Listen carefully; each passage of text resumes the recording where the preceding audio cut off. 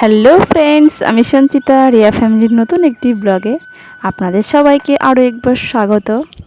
আমি তো বেশ আছি, কিন্তু আপনারা কেমন আছেন অবশ্যই আমাকে জানাবেন তো একটু। কারণ প্রচণ্ড গরম পড়ছে, হয়তো বৃষ্টি হচ্ছে না, আবার এদিকে রোদও হচ্ছে। এত রোদ হচ্ছে, পুরো আকাশটা ঝলমল করছে, আবার সময়তে পুরো অন্ধকার হয়ে আসছে, কিন্তু বৃষ্টির একটুও দেখা নেই। তো আজকে শুক্রবার, মেয়ের সকালে ওর গানের ক্লাস ছিল, আমি ওকে গানের ক্লাসে নিয়ে গেছিলাম। তো সকাল থেকে সেই জন্য আমার ব্লগটা স্টার্ট করা হয়নি, একটু তাড়াহুড়ো লেগেই ছিল, তো ওই জন্য আমার একটু দেরি হয়ে গেছে। আর ঘড়িতে সময় এখনও 11:30 থেকে 12টা বাজে। তো আমার মেয়ে তো ওর বন্ধুর সঙ্গে খেলার জন্য ওকে ডেকে এনেছে বাড়িতে।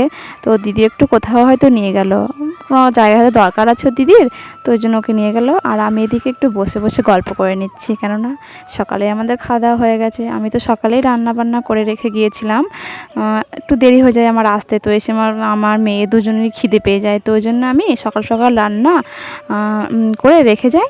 বাড়িতে এসে আগে খেয়ে নিই, তারপরে বাদবাকি কাজগুলো সারি। আর এই যে আমি রান্নাঘরে উনুনে রান্না করেছিলাম, তো এই যে কড়াইটা বসানোই আছে। তো আমি ভাত, একটা আলু পেঁয়াজ পটল দিয়ে একটা তরকারি আর ডিম ভাজা এগুলো করে রেখেছিলাম, সেগুলো এসে আমি মেয়ে দুজনে খেয়েছি। আর বাবাকেও দোকানে যখন গেছে তখন আমি খাবারটা প্যাক করে রেখে গেছিলাম, তো সেটা নিয়ে দোকানে চলে গেছে, দোকানে খেয়ে নেবে বলে। তো আমি ভাবছি এখন তো একটু সময় আছে, খাওয়া দাওয়া তো আবার সেই 3টের সময় কি 4টে এরকম বাজবে, তো একটু সবার সাথে গল্প করে নিই। তাই এখানে দিদি আছে, আর আমার আর একটা পাশের বাড়িতে একটা দিদি, সেও এসেছে। আর এই যে মেয়ের বন্ধুটিকে আমার পাশে বসে রেখে গেছে, ওর দিদির সঙ্গে গিয়েছিল, তো চলেও এসেছে মেয়ে আবার দেখছি। আর আমি তো মেয়েকে নিয়ে গান শেখাতে গিয়েছিলাম, তো ফেরার সময় ওর বাবা আবার একটা মাছের দোকানে বলে গিয়েছিল মাছ রাখার কথা। তো এই যে কোনো মাছ পাইনি, ওই জন্য আজকে আমাদের জন্য কই মাছ রেখে গেছে, কিন্তু মেয়ে তো একদমই এসব মাছ খেতে চায় না। কি করতে যেয়ে কই মাছ বলে গেছে, আমি তো কোনো দিনও এই কই মাছ কাটিনি, আজকে প্রথম। তো নিয়ে খুব নার্ভাস লাগছে। এই কই মাছ কানে হাঁটে, তো এটা শুনেছি কথাতে, কিন্তু সত্যিই কানে হাঁটে, দেখতেই পাচ্ছেন এত নড়াচড়া করছে, আমি কিছুতে একটি মাছকেও ধরতে পারছি না। তো এখান থেকে বড় মেয়ে, তারপরে আমার ছোট মেয়ে, সবাই মাছগুলোকে মারার চেষ্টা করছে, কিন্তু কিছুতেই কিছু করতে পারছে না। মাছগুলো যতই মারছে ততই ওই যে কাঁকড় দিয়ে ও হেঁটে হেঁটে চলে যাচ্ছে এদিক ওদিক। কিন্তু আমার তো আবার দেরি হয়ে যাচ্ছে, কিন্তু মাছ কাটবো, ওদিকে জামা কাপড় কাচা আছে কিছু, তারপরে বাসন কুসন তো আমার কিছুই এখনও ধুয়ে মেজে উঠতে পারিনি, সে কাজগুলো কমপ্লিট করতে হবে। তো ভাবছি আগে মাছটা কেটে নিই, আগে রান্না বান্নাগুলো সেরে নিই, তারপরে ওই কাজগুলো গুছিয়ে নেব। তো মাছ কাটতে এসে তো মহা বিপদে পড়েছি। তো যাই হোক করে দুটো মাছ একটু ইট দিয়ে একটু থেতো করে দিয়েছে মুড়োটা, তো সেইভাবে একটু কাটতে পারছি। আর ওদিকে দুটো আছে, আমার মেয়ে এখনও মাছ দুটোকে মারার চেষ্টা করছে, কিন্তু ওই যে মরছে না, কই মাছের জান তো খুবই শক্ত। তো যাই হোক, চলুন মাছগুলো ঝটপট করে কেটে নিই। আর মাছগুলো একটু বড় সাইজেরই ছিল, তাই প্রত্যেকটি মাছের পেটে দেখছি ডিম থরে থরে সাজানো। তো আস্তে আস্তে করে আমি ওর পেটে থেকে যে নাড়িগুলো বার করে নিয়েছি, আর ডিমগুলো সব রেখে দিয়েছি। তো যাই হোক, যুদ্ধ করে আমি মাছগুলো কাটতে পেরেছি। আর এই যে প্রত্যেকটি নখের মধ্যে ওই যে মাছের শক্ত শক্ত আঁশ, আমার নখের মধ্যে এমনভাবে ঢুকছে, পুরো রক্ত বার হয়ে যাচ্ছে। তো যাই হোক, কষ্ট করে মাছটা আমি কাটতে পেরেছি। তো বড় মাসের ইচ্ছে কই মাছ খাবে, তো আমাকে তো কষ্ট হলেও সেটা সহ্য করে আমাকে কই মাছ রান্না করে দিতে হবে আর কি। তো ওদিকে আমি উনুনে কড়াইটা বসিয়ে দিয়েছি, আর মাছগুলোতে একটু লবণ আর হলুদ মাখিয়ে নেব। আর এদিকে মাছটা ওই যে ছোটো ছোটো ডাঁটি কচু আর আলু দিয়ে রান্না করব, কারণ একবার খাওয়া তো এটা দিয়ে হয়ে যাবে। আর সকালে তরকারি কিছু আছে, তো ওটা দিয়ে কাজ চালিয়ে নেবো আজকে। তো চলুন ঝটপট করে আমি রান্নাটা সেরে নেবো, তারপরে রান্নাঘরটা গুছিয়ে গাছিয়ে মেয়েকে স্নান করে দিয়ে নিজেও স্নান করে নেবো। আর বাইরেটা কিন্তু এখনও বৃষ্টি পড়ছে, বললামই সকালে কিছুটা টাইম রোদ হচ্ছে, আবার কিছুটা টাইম প্রচণ্ড মেঘ করছে, কিন্তু বৃষ্টির দেখা মিলছেই না। অবশেষে 2-1 ফোঁটা বৃষ্টির দেখা মিলেছে, তবুও উঠোনটা ভিজা, এই আর কি, পুরো ভেজেনি, ওই হালকা হালকা ভিজছে।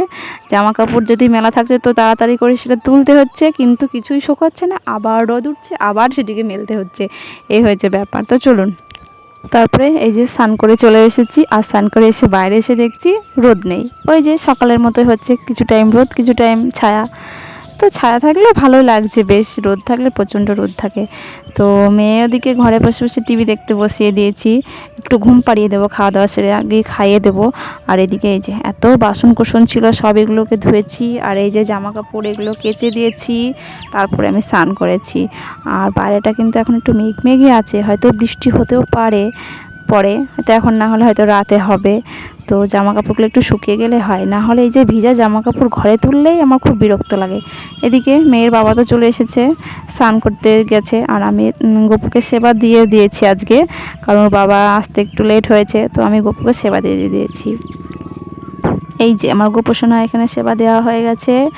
আর গাছে বেশ আজকে অনেকগুলো নীলকণ্ঠ ফুল ফুটেছিল, খুব সুন্দর, তো সেগুলোকে দেওয়া হয়েছে এই যে শিবলিঙ্গর পাশে। আর একটা ছোট্ট খুব সুন্দর বেলপাতা, পুচকি বেলপাতা, বেশ দেখতে খুব ভালো লাগছে। এটি বোধহয় বাড়ির গাছ থাকলেই দিতে পারি, কিন্তু কোথাও থেকে আনলে সেটি আর হয় না।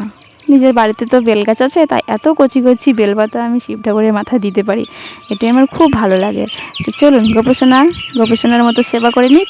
এদিকে আমি গুছিয়ে গাছিয়ে নিয়ে মেয়েকেও খেতে দেবো, কারণ ওকে তো একটু ঘুম পাড়াতে হবে, এই জন্য আর কি। তো চলুন মেয়েকে ডেকে আনি। আর এই যে আমার মেয়েটি এখানে টিভি দেখছে চুপি চুপি, মানে খিদে পাবে তবুও আমাকে বলবে না যে খেতে দাও। তো আর আজকে বায়না হয়েছে আমাকে একটু কোলে নিয়ে চলো, কোলে নিয়ে আমাকে বসিয়ে দাও, তারপরে আমাকে খাইয়ে দাও। তো সেই জন্য ওকে একটু কোলে নিয়েছি, কারণ এখন তো আর সেরকমও কোলে ওঠে না, সেরকম বায়নাও করে না, কিন্তু দু একদিন মধ্যে মধ্যে আমি মানে বলি যে শোনা কোলে এসো, তখন কিন্তু ও নিজেই বলে মা আমি বড় হয়ে গেছি, এখন আর আমি কোলে উঠবো না। কিন্তু আজকেও বায়না করছে আমার কোলে ওঠার জন্য, তাই একটু কোলে নিয়েছি। আর আমার সঙ্গে মেপে মেপে দেখছে, বলছে আমি কত বড় হয়ে গেছি। তো মেয়েকে আসনে বসিয়ে রেখে আমি ওর জন্য খাবারটা রেডি করে নিয়েছি। আর এই যে ওর জন্য মাছ নিয়েছি, আলু নিয়েছি, আরও কিন্তু ডাঁটি কচু একদমই খায় না বলে আমি নিতে যাইনি। তো সকালে একটু ডিম ভাজা ছিল, তো সেটিকেও নিয়ে নিয়েছি ওকে দেওয়ার জন্য। তো ওকে খাইয়ে দেবো ভাবছি আজকে, অন্যদিন ও নিজে নিজে খায়, কিন্তু আজকে ও দেখছি মাছটাও খেতে চাচ্ছে। অন্যদিন কি হয়, সব কাটা মাছ ও একদমই খেতে চায় না, শুধু কেবলমাত্র ও রুই মাছ কাতলা মাছ এই দুটোকে ভালোবাসে, অন্য কোনো মাছ না। কিন্তু আজকে এই মাছটি কচু দিয়ে আর আলু দিয়ে রান্না করেছি, তো খেতে একটু অন্যরকম টেস্ট হয়েছে, যে কারণে ওর খেতে বেশ ভালো লাগছে। তা ও মাছটিও খেয়েছে, বেশ পুরোটাই খেয়েছে, কাটা বেছে বেছে আমি খাইয়ে দিয়েছি। আর আমি খাওয়াচ্ছি তো তাতে ওর পছন্দ হচ্ছে না তো ওর নিজে নিজে ভাত খাবে বলে আবার নিজে নিজে হাত ধুয়ে ও নিজের খাবারটি নিজে বেশ গুছিয়ে খেয়ে নিয়েছে। আর আমার মেয়ের খাওয়ার ব্যাপারটাতে কোনো ঝামেলা নেই, ওকে নিরামিষ দিলেও খুব সুন্দর নিরামিষ তরকারি দিয়ে ভাত খেয়ে নেবে।